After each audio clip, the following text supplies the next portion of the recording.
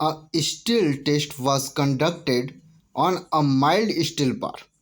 The following data was obtained from the test. एक mild steel bar पे test conduct किया जा रहा है, तो नीचे दिया हुआ डाटा वो ऑब्टेन किया गया है।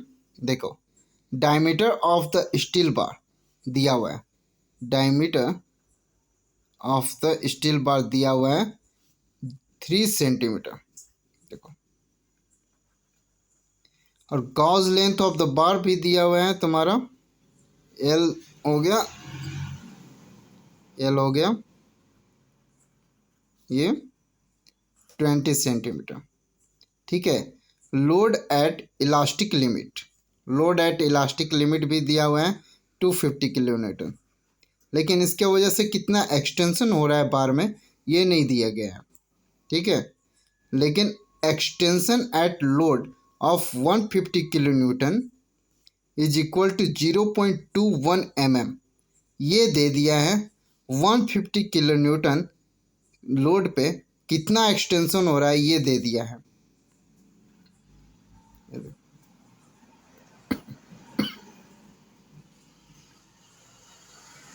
यहाँ पे दे दिया है।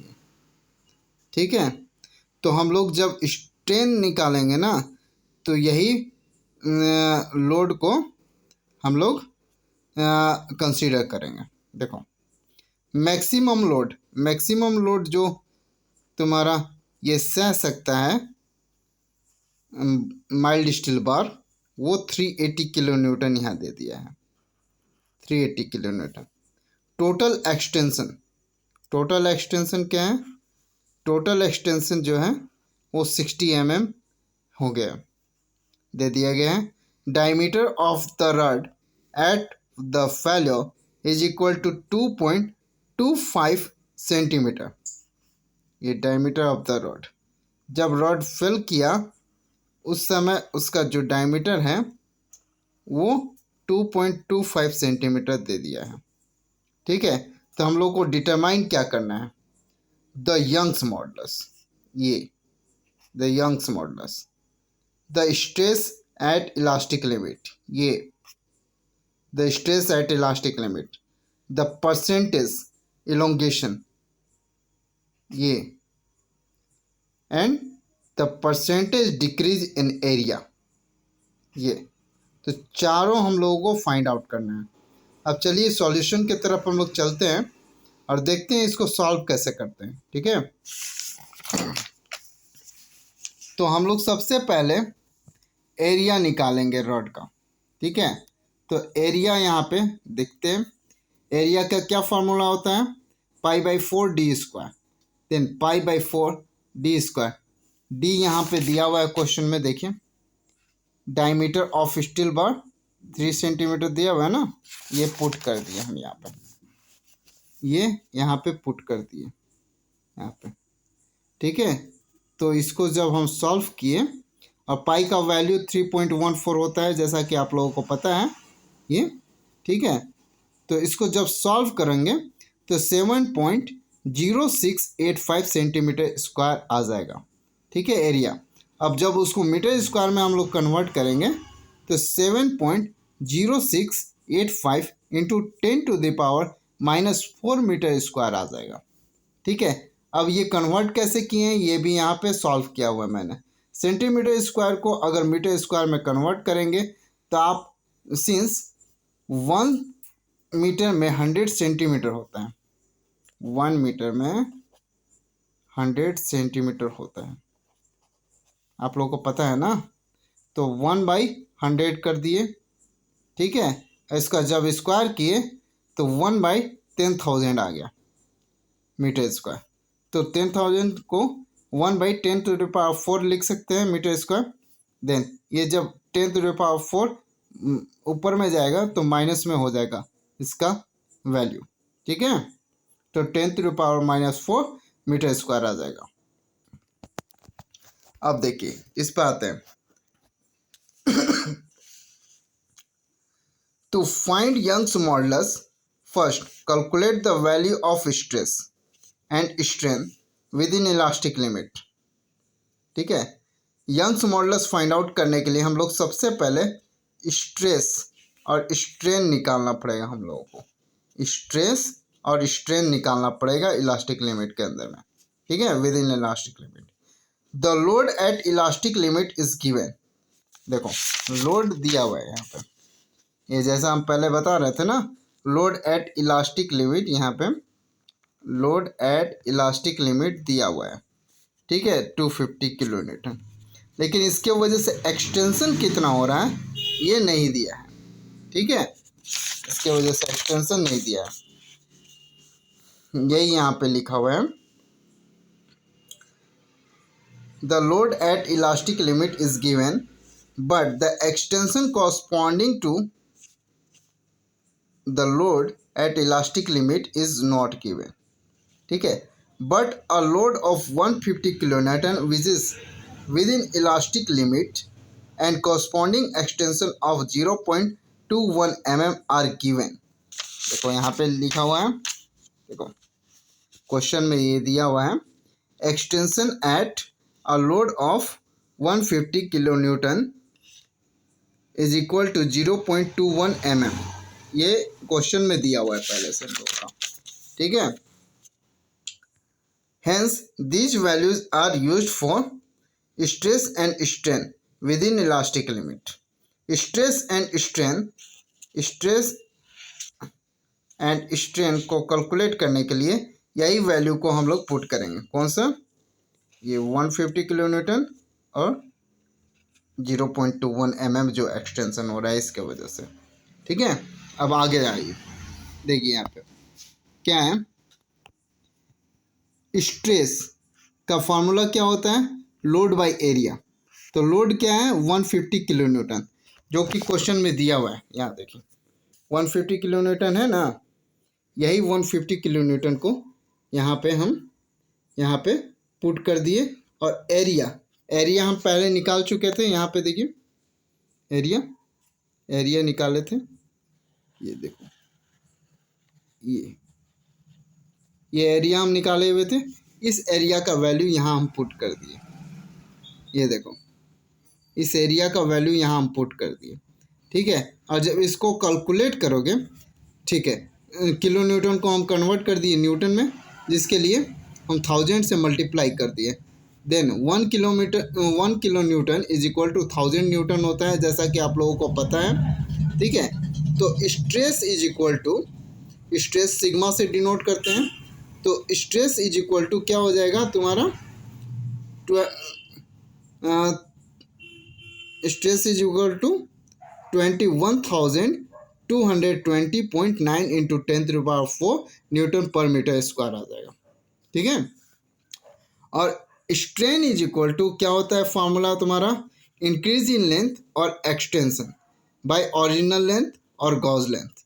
देन इंक्रीज इन लेंथ यहाँ पे दिया हुआ है, देखो यहाँ पे 0 पॉइंट एक्सटेंशन जो दिया हुआ है ना 0.21 mm, यही एक्सटेंशन को हम लोग यहाँ पे पुट करेंगे, इंक्रीज इन लेंथ और एक्सटेंशन, ठीक है, बाय ओरिजिनल लेंथ और गॉज लेंथ तुम्हारा दिया हुआ होगा, देखो यहाँ पे gauge length of the bar, हाँ कितना 20 सेंटीमीटर ये दिया हुआ है। देन अब क्या करेंगे, इसका वैल्यू पुट करेंगे, इंक्रीज इन लेंथ का वैल्यू 0.21 mm पुट कर दिए, और 20 सेंटीमीटर जो गॉज लेंथ दिया हुआ है क्वेश्चन में उसको पुट कर दिए। देन 20 सेंटीमीटर को हम mm में कन्वर्ट किए, since 1 centimetre is equal to 10 mm होता है, पता है ना आप लोगों को 1 centimetre is equal to 10 mm होता है, तो उसको कन्वर्ट करके ये स्ट्रेन का वैल्यू हम लोग निकाल लिए, यहाँ पे ये स्ट्रेन का वैल्यू निकल गया, इज इक्वल टू, ठीक है। देन यंग्स मॉडुलस का क्या फार्मूला होता है, Young's modulus is capital E is equal to stress by strain होता है, ये आप लोगों को फार्मूला पता है, ठीक है। देन स्ट्रेस का वैल्यू, ये हम लोग स्ट्रेस का वैल्यू पहले निकाले हुए हैं, स्ट्रेन का वैल्यू अभी निकाले हैं। स्ट्रेस का वैल्यू यहाँ दिया हुआ है, देखो स्ट्रेस का वैल्यू यहाँ पे, स्ट्रेस का वैल्यू, ये स्ट्रेस का वैल्यू यहाँ निकाले हैं ना ये, ठीक है। और स्ट्रेन का वैल्यू अभी निकाल दिए ये, E is equal to, then stress का value 21,220.9 into 10⁴ newton per metre square यहाँ पे पुट कर दिए, ये देखिए यहाँ पे, ठीक है, न्यूटन पर मीटर स्क्वायर। और स्ट्रेन का वैल्यू ये वाला यहाँ पुट कर दिए 0.00105। जब इसको कैलकुलेट किए तो 20209523 into 10⁴ newton per metre square आया वैल्यू, ठीक है। अब इसको नेक्स्ट कैलकुलेट जब करोगे, ठीक है, तो इसको हम न्यूटन पर मीटर स्क्वायर में बदलते हैं। यहाँ पे क्या था, न्यूटन पर मीटर स्क्वायर में था, तो अब 10 का वैल्यू और थोड़ा सा हम बढ़ा देते हैं। तो उसके लिए क्या करना होगा, हम लोग थोड़ा सा वैल्यू बढ़ा कर 10⁵ इंटू 10⁴ कर दिए, तो 5 डिजिट इधर कर दिए, ये देखिए 1 2 3 4 5, हैं, ठीक है। 5 डिजिट इधर कर देंगे, हम पॉइंट देंगे तो 10⁵ हो जाएगा ना। यह देखिए 10⁵, हाँ 202.095 into 10⁵ into 10⁴ newton per metre square. जब इसको ऐड करेंगे तो ये 10⁹ हो जाएगा, ठीक है। क्या टोटल वैल्यू हो जाएगा, 202.095 into 10⁹ Newton per metre square हो जाएगा। अब 10⁹ को 1 गीगा लिख सकते हैं, गीगा, तो ये दिया हुआ है गीगा होता है, then 202.095 giga newton per metre square हो जाएगा ये वैल्यू तुम्हारा, ठीक है। क्या निकल गया तुम्हारा, यंग्स मॉडुलस ई, ये देखो यंग्स मॉडुलस ई निकल गया। देन ई इसको लिख दो, E is equal to 202.095 giga newton per metre square. अब निकालना क्या था बी नंबर में, यहाँ देखो क्वेश्चन में बी नंबर में हम लोग को निकालना था the stress at elastic limit. Stress अब निकालेंगे इलास्टिक लिमिट, ठीक है। The stress at the elastic limit is given by, stress का क्या फार्मूला होता है, stress is equal to load at elastic limit by area. Elastic limit पे load क्या है वो दिया हुआ है, यहाँ देखो ये लोड एट इलास्टिक लिमिट दिया हुआ है 250 किलो न्यूटन, क्वेश्चन में ही ये दिया हुआ है, ठीक है। तो 250 किलो न्यूटन यहाँ पुट कर दिए। अब एरिया हम लोग रड का निकाल दिए थे, यहाँ देखो एरिया ये वाला निकाल दिए थे हम लोग, ठीक है। एरिया ये वाला निकाल दिए थे, ठीक है। तो यहाँ load at elastic limit put कर दिए, एरिया पुट कर दिए। इसको जब कैलकुलेट कर लेंगे तो आप लोगों का वैल्यू आ जाएगा कितना, 35,368 into 10⁴ newton per metre square. अब इसको mega newton per metre square में जब कन्वर्ट करेंगे तो ये वैल्यू आ जाएगा 353.68 mega newton per metre square, ठीक है। स्ट्रेस, ठीक है, स्ट्रेस इज इक्वल टू इतना आ जाएगा फॉर्मूला,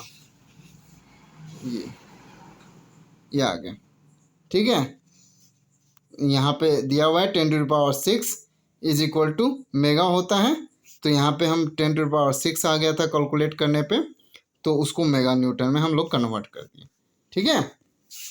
अब चलिए सी में हम लोग को क्या निकालना था, सी में निकालना था द परसेंटेज इलोंगेशन। हाँ देखिए क्वेश्चन में दिया हुआ था ना, क्वेश्चन में हम लोग को क्या निकालना था सी नंबर में, द परसेंटेज इलोंगेशन।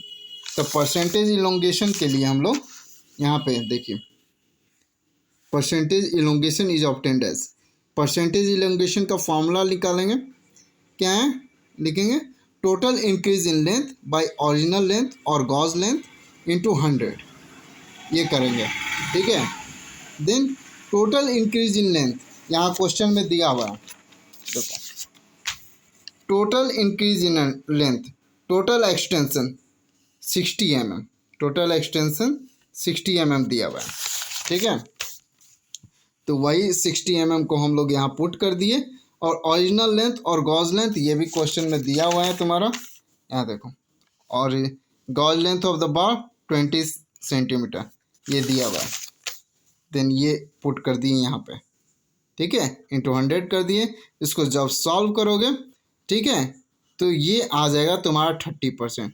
20 सेंटीमीटर को हम mm में कन्वर्ट कर दिए, तो 10 से मल्टीप्लाई कर दिए 20 में, 200 mm आ गया। इसको जब कैलकुलेट कर दिए तो ये 30% आ गया तुम्हारा, ठीक है। अब फोर्थ नंबर में हम लोगों को क्या निकालना था? फोर्थ नंबर में हम लोगों को निकालना था the percentage decrease in area, question में, ठीक है। तो percentage decrease in area is obtained as percentage decrease in area is equal to क्या फॉर्मूला लगाएंगे? ओरिजिनल एरिया जो पहले से एरिया था माइनस एरिया एट फेल्योर, कहाँ पे रड फेल किया, ठीक है, बाई ओरिजिनल एरिया इंटू 100। तो ओरिजिनल एरिया देखिए फार्मूला लगाएंगे π/4d² ओरिजिनल एरिया का, माइनस π/4 स्मॉल डी स्क्वायर जो area at failure by original area π/4 capital D square into 100, ठीक है। तो ओरिजिनल एरिया देखिए यहाँ पे डायमीटर दिया हुआ था, diameter of the steel bar 3 centimetre, diameter of the steel bar 3 centimetre, ठीक है। और diameter of the rod at failure 2.25 centimetre, ये दोनों क्वेश्चन में दिया हुआ है, ठीक है। फेल कब कर रहा है? उस समय डायमीटर 2.25 सेंटीमीटर हो जा रहा है, अब ओरिजिनल जो डायमीटर है ये 3 सेंटीमीटर है स्टील बार का। यही दोनों वैल्यू हम लोग यहाँ पुट करते हैं, ठीक है, यही वैल्यू पुट कर दिए 3 सेंटीमीटर इंटू यहाँ देखो 2.25 सेंटीमीटर स्मॉल डी, ठीक है। π/4 यहाँ π/4 इंटू 3 सेंटीमीटर का होल स्क्वायर, π/4 इंटू 2.25 सेंटीमीटर का whole square by π/4 into 3 centimetre का होल स्क्वायर इंटू 100। तो इसको जब सॉल्व करेंगे आप लोग, इसको जब सॉल्व करेंगे तो यही आएगा 9 centimetre minus 5.0625 centimetre square by 9 centimetre square into 100। और इसको जब कैलकुलेट कर देंगे तो आपका वैल्यू आ जाएगा, ये वैल्यू आ जाएगा 43.75%, ठीक है। परसेंटेज डिक्रीज इन एरिया ये हम निकालें, तो यहाँ पे लिख दीजिए इसको, परसेंटेज